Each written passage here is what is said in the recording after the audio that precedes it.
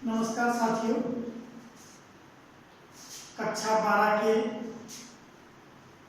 राजनीति विज्ञान के छात्र छात्राओं, जैसा कि आप सबको पता है कि पूरा विश्व इस समय कोरोना की मार झेल रहा है।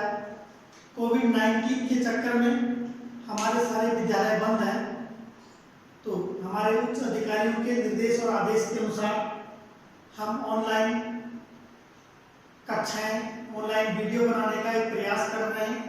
ये पहला प्रयास है।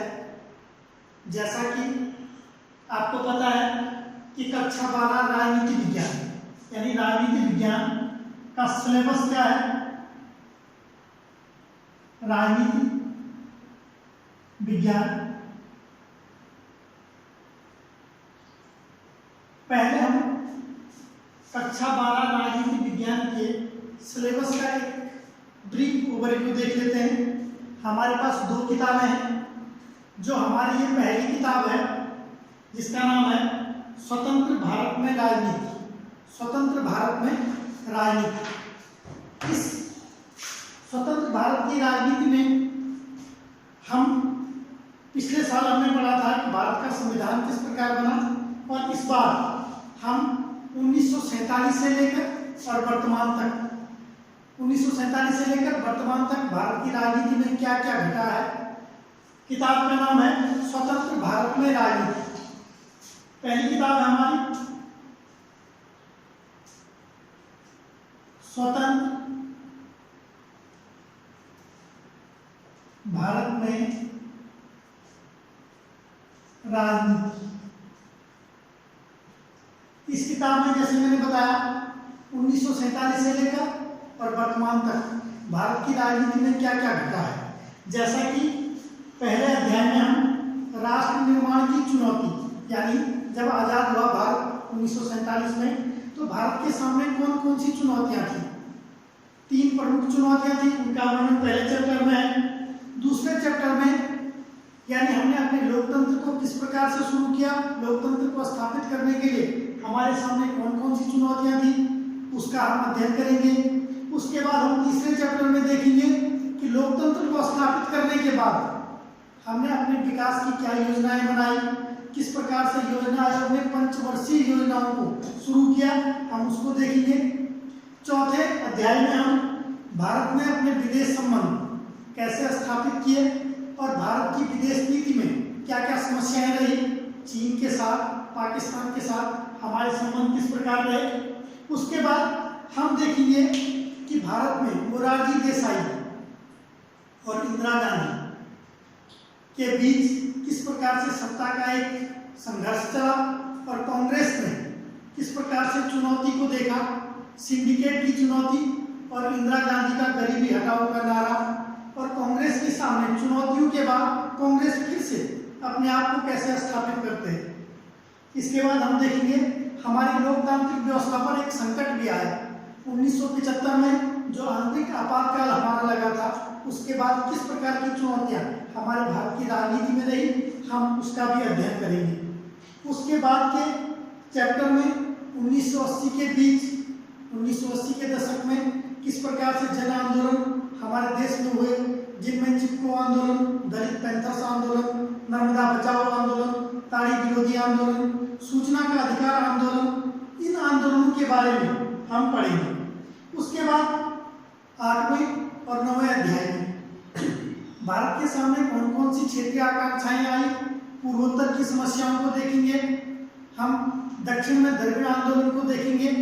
तो इस प्रकार से, और अंत में जो 90 के बाद भारतीय राजनीति में एक नया बदलाव आया, किस प्रकार से एनडीए और यूपीए के रूप में हमने 2 महागठबंधन देखे, और वर्तमान तक हम एनडीए की जो सरकार वर्तमान में है वहां तक हम इस स्वतंत्र भारत की राजनीति में अध्ययन करेंगे। दूसरी किताब जो हमारी है जिसका नाम है समकालीन विश्व और राजनीति, यानी समकालीन विश्व राजनीति। समकालीन विश्व राजनीति में हम देखेंगे शीत युद्ध के दौर के बाद, यानी 1990 के बाद की विश्व राजनीति में क्या क्या हुआ है। मैं सभी छात्र छात्राओं से अनुरोध करूंगा कि एनसीईआरटी की जो पुस्तकें हैं उन्हीं पुस्तकों को आप पढ़िएगा, क्योंकि कुछ क्वेश्चन ऐसे होते हैं जो इन्हीं किताबों के अंदर से आते हैं। किसी भी गाइड में, किसी भी शॉर्ट नोट्स में ये क्वेश्चन नहीं मिलते। जैसे कि इस समय उत्तराखंड बोर्ड में एक क्वेश्चन आया था, मैड काउ बीमारी किस देश से संबंधित है। जैसे वर्तमान का कोरोना, उसी प्रकार से मैड काउ जो अपरंपरागत खतरा है विश्व में, वो एक प्रकार की बीमारी थी इंग्लैंड की, तो इन्हीं किताबों के अंदर से थी। तो जो दूसरी किताब है हमारी, उसका नाम है समकालीन विश्व राजनीति। समकालीन विश्व राजनीति। इस समकालीन विश्व राजनीति में हम अनेक अध्यायों का अध्ययन करेंगे। हम इसमें शीत युद्ध के दौर से शुरू करेंगे, किस प्रकार से अमेरिका और सोवियत संघ के बीच एक अप्रत्यक्ष जंग थी। दूसरे अध्याय में हम देखेंगे कि उस शीत युद्ध का अंत कैसे होता है, यानी दो ध्रुवीयता का अंत। उसके बाद हम तीसरे चैप्टर में देखेंगे कि 1991 में सोवियत संघ के विघटन के बाद किस प्रकार वर्तमान विश्व में अमेरिका का वर्चस्व चल रहा है, यानी तीसरा अध्याय है हमारा समकालीन विश्व में अमेरिकी वर्चस्व। उसके बाद चौथे अध्याय में हम सत्ता के वैकल्पिक केंद्र देखेंगे, यानी आने वाले समय में चीन, भारत, दक्षिण अफ्रीका और अन्य कौन से ऐसे देश हैं, जैसे आसियान है, EU है, जो सत्ता के वैकल्पिक केंद्र हो सकते हैं, जो अमेरिका को चुनौती दे सकते हैं। उसके बाद पांचवें अध्याय में हम समकालीन दक्षिण एशिया को देखेंगे, यानी भारत के पड़ोस के जितने भी देश हैं उन दक्षिण एशियाई देशों को देखेंगे।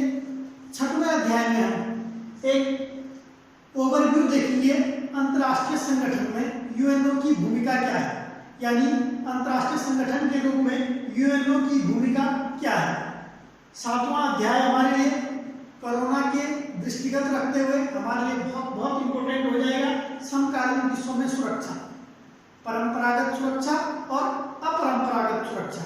कोरोना एक अपरंपरागत सुरक्षा का बेहद खतरनाक एक वायरस है, जिसको हम वर्तमान समय में देख रहे हैं। आठवें अध्याय में हम पर्यावरण और प्राकृतिक संसाधनों की जो भू राजनीति विश्व में एक चल रही है उसको देखेंगे। और अंतिम नौवें अध्याय में हम देखेंगे कि वैश्वीकरण के कारण वर्तमान समय में क्या क्या चुनौतियां हमारे सामने हैं। तो ये हमारी दोनों किताबों का एक ब्रीफ ओवरव्यू है। इसके बाद हम आज से शुरू करेंगे, पहले हम समकालीन विश्व राजनीति को शुरू करेंगे और उसका हम अगला वीडियो देखेंगे। अगले वीडियो में मिलते हैं, तब तक के लिए धन्यवाद।